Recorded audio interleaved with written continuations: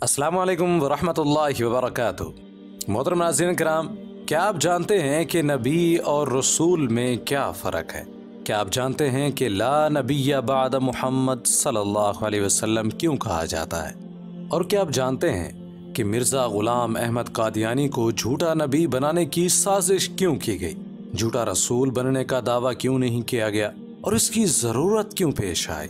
और कुछ ऐसा भी आज की वीडियो में हम डिस्कस करने वाले हैं, वो भी मिर्ज़ा कादियानी के बारे में, जिससे आपका ईमान आसमान की बुलंदियों को छूने वाला है। अगर ये आप जानते हैं तो अल्हम्दुलिल्लाह, अगर नहीं जानते तो फिक्र करने की बात नहीं। आज हम इसी के बारे में बात करने वाले हैं। मेरा नाम गुलाम अकबर बगुलानी है और आप देख रहे हैं अल निदा ऑफिशियल। नाज़रीन, सबसे पहले हम बात कर लेते हैं कि नबी और रसूल में क्या फ़र्क है।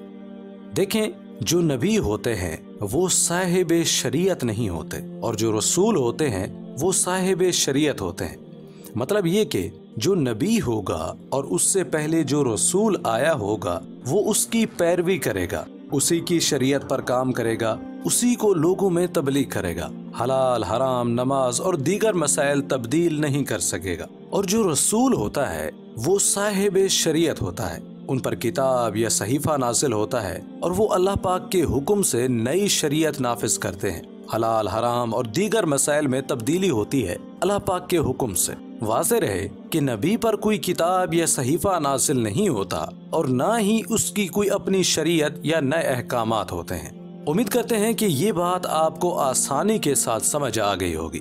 चलिए आगे चलते हैं। अब हम बात करते हैं कि ला नबिय्य बाद मुहम्मद सल्लल्लाहु अलैहि वसल्लम क्यों कहा जाता है या लिखा जाता है। सबसे पहले मैं आपके सामने चंद मुस्तनद मोतबर हदीस बहवाला पेश करूंगा। हजरत नईम बिन मसूद रज़ियल्लाहु ताला अन्हु रावी हैं कि हुज़ूर ख़ातमुन नबिय्यीन सल्लल्लाहु अलैहि वसल्लम ने अपने बाद नबूवत का झूठा दावा करने वालों की इतला इन अल्फाज में दी। क़यामत उस वक़्त तक कायम ना होगी जब तक 30 कज़्ज़ाब ज़ाहिर ना हो जाएं, जिनमें से हर एक का दावा ये होगा कि वो नबी है। उम्मुल मोमिनीन हज़रत आयशा रज़ियल्लाहु ताला अन्हा खुद हज़रत सल्लल्लाहु अलैहि वसल्लम से रिवायत फरमाती हैं कि आपने फरमाया, मेरे बाद मुबश्शिरात के अलावा नबूवत में से कुछ बाकी नहीं। सहाबा ने अर्ज़ किया, या रसूलुल्लाह सल्लल्लाहु अलैहि वसल्लम, मुबश्शिरात क्या हैं? तो आपने फरमाया, नेक आदमी जो ख्वाब देखता है या उसे दिखाया जाता है। यह हदीस हजरत आयशा रज़ियल्लाहु ताला अन्हा ने हजरत सल्लल्लाहु अलैहि वसल्लम से नकल फरमाई और इसमें साफ तौर पर बयान फरमा दिया गया कि नबूवत के अज्जा में से सिर्फ एक जुज़ नेक और सच्चे ख्वाब ही बाकी हैं और कुछ नहीं। याद रहे कि नबूवत उस वक़्त तक नहीं होती जब तक नबूवत के तमाम अज्जा जमा ना हो जाए। सिर्फ सच्चे और नेक ख्वाब को कोई भी अहमक नबूवत नहीं कह सकता। जैसा कि एक टायर को कोई अहमक गाड़ी नहीं कहता बल्कि गाड़ी का एक जुज़ कहा जाता है। हजरत अबू हासिम फरमाते हैं कि मैं 5 साल तक हजरत अबू हुरैरा रज़ियल्लाहु ताला अन्हु के साथ रहा। मैंने खुद सुना कि वो ये हदीस बयान फरमाते थे कि नबी करीम सल्लल्लाहु अलैहि वसल्लम का इरशाद गरामी है, बनी इसराइल की सियासत खुद उनके अंबिया कराम किया करते थे।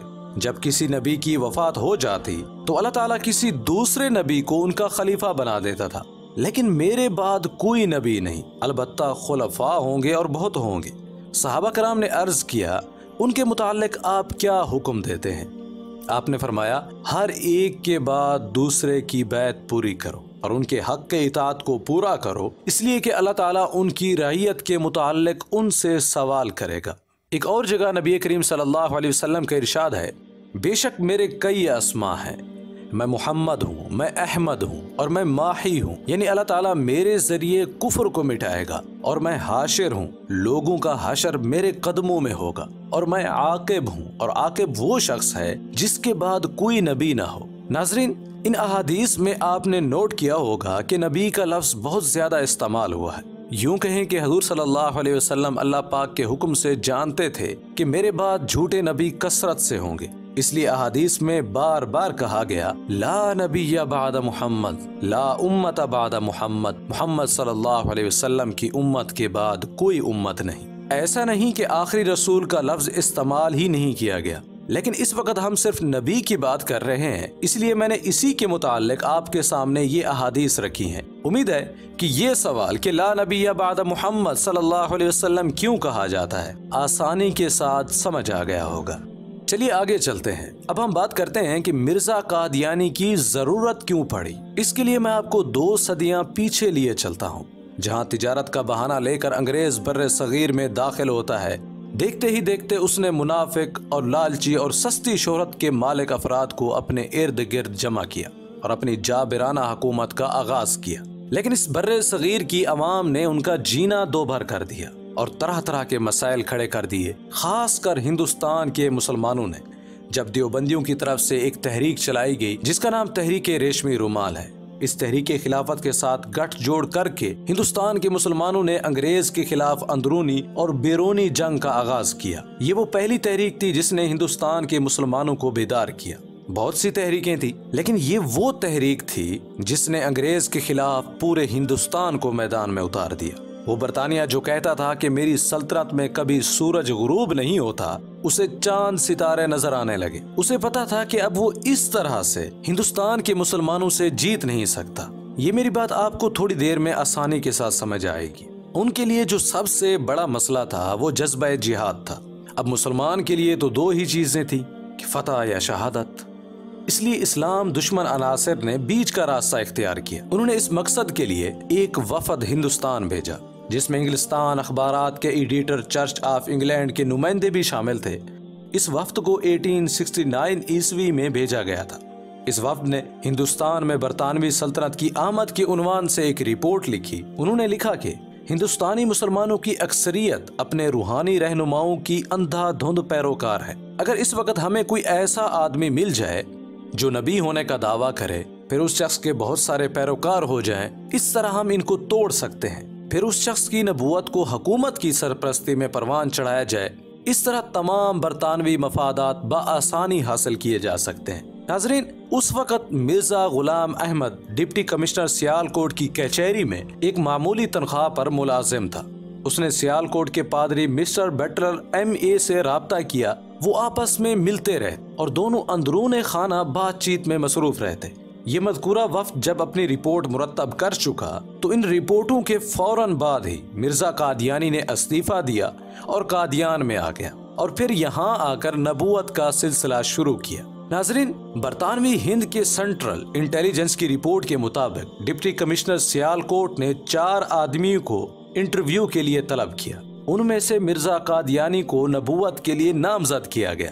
مرزا کے دوسرے بیٹے مرزا بشیر احمد MA اپنی کتاب سلسلہ احمدیہ میں لکھتا ہے کہ مرزا کو ماموریت کا تاریخی الہام مارچ 1882 میں ہوا، جبکہ اس سے پہلے 1880 میں ملہم من اللہ ہونے کا اعلان کیا۔ دسمبر 1888 میں اعلان کیا کہ اللہ تعالیٰ نے اسے بیعت لینے کا حکم فرمایا ہے۔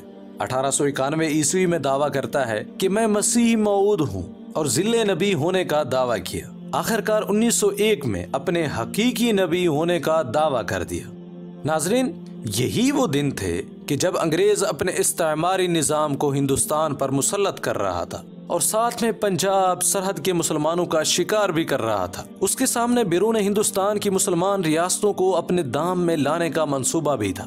چنانچہ مرزا غلام قادیانی انگریزوں کے تمام مقاصد کو پورا کرنے کے لیے آگے بڑھا۔ انگریزی سلطنت کے استحکام کی بنیاد اپنے الہام پر رکھی اور ایک نبی کا روپ دھار لیا۔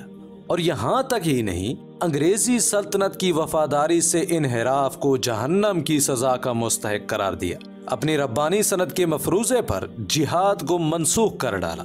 ناظرین، یہ بات آپ کو سن کر حیرانی ہوگی کہ اس نے ان لوگوں کو حرامی قرار دیا جو اس کے بعد جہاد کا نام لیتے یا اس کی تلقین کرتے تھے۔ ناظرین، امید ہے کہ یہ سوال بھی آپ بخوبی سمجھ چکے ہوں گے۔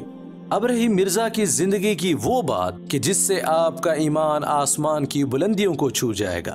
جی ہاں ناظرین، مرزا قدرت کے مقابلے میں کھڑا ہوا، نبوت کے ساتھ کھلواڑ کرنے کی کوشش کی، لیکن جب قدرت نے اپنا پنجہ پھینکا تو وہ خود ہی پوری دنیا میں مذاق بن گیا۔ اس کا ہر قدم، ہر بول، یہاں تک کہ اس کا کسی کو نکاح کا پیغام بھی مذاق بن کے رہ گیا۔ مرزا صاحب کو ایک لڑکی پسند آ گئی جس سے وہ نکاح کرنا چاہتے تھے، جس کو مرزا نے 10 جولائی 1888 عیسوی کو اپنے ایک اشتہار میں خود بیان کیا کہ مرزا کے رشتہ داروں میں ایک شخص احمد بیگ نام کا تھا، उसे जमीन की मुंतकली के लिए एक मुकदमे में मिर्जा के दस्तखतों की जरूरत थी। मिर्जा ने कहा कि मैं पहले इस्तिखारा करूंगा फिर दस्तखत करूंगा। इस्तिखारा करने के बाद कहने लगा कि उसे खुदा ने हुक्म दिया है कि सिर्फ इस शर्त पर अहमद बेग की दरखास्त पर दस्तखत करो कि वो अपनी बेटी मुहम्मदी बेगम का निकाह तुम्हारे साथ कर दे। अगर निकाह से इनकार किया तो उस लड़की का अंजाम बहुत बुरा होगा। जिस दूसरे शख्स से उसका निकाह होगा वो निकाह करने के 2.5 साल के अंदर अंदर मर जाएगा और ऐसे ही उस लड़की के बाप का भी इंतकाल हो जाएगा। नाजरीन, हमने हवाला साथ दिया है। आगे मिर्जा कादियानी ने मजीद लालच देते हुए कहा, अगर रिश्ता कबूल कर लो तो उस जमीन के साथ और जमीन भी दूंगा, इसके अलावा और एहसानात भी करूंगा। बल्कि इतने तक भी पेशकश कर दी कि अपनी तमाम जायदाद का 3रा हिस्सा दूंगा, जो कुछ तुम मांगोगे वो भी दूंगा। लेकिन इन सब धमकियों के बावजूद मुहम्मदी बेगम के बाप ने अपनी बेटी का रिश्ता देने से साफ इनकार किया। अब मिर्जा कादियानी के लिए तो टेंशन बढ़ गई। बाद में कहने लगे, तुम जो भी कर लो मुहम्मदी बेगम खुद बखुद मेरे निकाह में आएगी, क्योंकि ये वही नाजिल हुई है मुझ पर। खुदा ताला की तरफ से यही हुक्म है कि वो लड़की इस आजिज की निकाह में आएगी, खा कुंवारी हो या बेवा होकर आएगी मेरी तरफ। आप हवाला जात नोट फरमा सकते हैं। नाजरीन, इस सब के बावजूद 1892 में मुहम्मदी बेगम का निकाह मौजा पट्टी जिला लाहौर के रहने वाले सुल्तान मोहम्मद बेग से हो गया। हालांकि मिर्जा ने यह भी दावा किया था कि खुदा ने मेरा निकाह इससे आसमानों में कर दिया है। खैर, यहाँ पर बस नहीं हुई। वक्त गुजरता गया। मिर्जा अहमद बेग के घर पर ना कोई अजाब आया ना कोई बला नाजिल हुई। सुल्तान मोहम्मद निकाह के 2.5 साल बाद भी ना मरा। मिर्जा ने अपनी पेश गोई झूठी साबित होते देखा तो पैंतरा बदल कर कहने लगा कि 2.5 साल बाद ना सही कभी न कभी मुहम्मदी बेगम उसके निकाह में जरूर आएगी। ये ऐलान मिर्जा ने 6 सितंबर 1896 को छपवाया था। हाँ, अलबत्ता लड़की के बाप का इंतकाल इसके कुछ अरसे बाद हो गया था। इस पर गुलाम अहमद कादियानी ने खूब शोर किया कि ये वो अजाब है जिसके बारे में मैंने कहा था, उसका सिलसिला शुरू हो चुका है। मगर अल्लाह ताला ने आखिरकार मिर्जा के इस झूठ को अच्छी तरह से बेनकाब करना था। लिहाजा 1908 में मुहम्मदी बेगम की हसरत में मिर्जा कादियानी खुद वफात पा गया, जबकि मुहम्मदी बेगम सुल्तान मोहम्मद के साथ खुशो खुरम जिंदगी गुजारती रही। इस तरह अल्लाह ताला ने रोज़े रोशन की तरह खुला फैसला दे दिया कि ये शख्स और इसकी नबूवत झूठे होने के सिवा कुछ भी नहीं। वो दिल के अंधे हैं जो इस खुले साफ रोशन फैसले को देखकर भी इबरत ना लें और मिर्जा कादियानी के जाल में फंसते रहें। वो मिर्जा की मौत से भी इबरत हासिल नहीं करते कि जिसको अल्लाह ताला ने झूठ और फरेब की खुली निशानी बना दिया, कि जिसको मिर्गी के दौरे पड़ते और हैजा के मर्ज से बैतुल खुला में ही वफात पा गया। ये मकाम इबरत है तमाम कादियानियों के लिए जिसको अल्लाह ताला ने आंखें दी हैं, दिल दिया है। वो नबूवत के झूठे दावेदारों के बुरे अंजाम से इबरत लें। इसी के साथ ही इजाजत लेते हैं। इस वीडियो के बारे में कमेंट सेक्शन में अपनी राय का इजहार जरूर करें। उम्मीद करते हैं कि ये वीडियो आपके इल्म में इजाफे का सबब बनी होगी। अगर ये वीडियो आपको अच्छी लगी तो इसे लाइक करें और शेयर भी कर दें। मिलते हैं एक नए वीडियो के साथ, तब तक के लिए इजाजत दें। अस्सलाम वालेकुम व रहमतुल्लाहि व बरकातहू।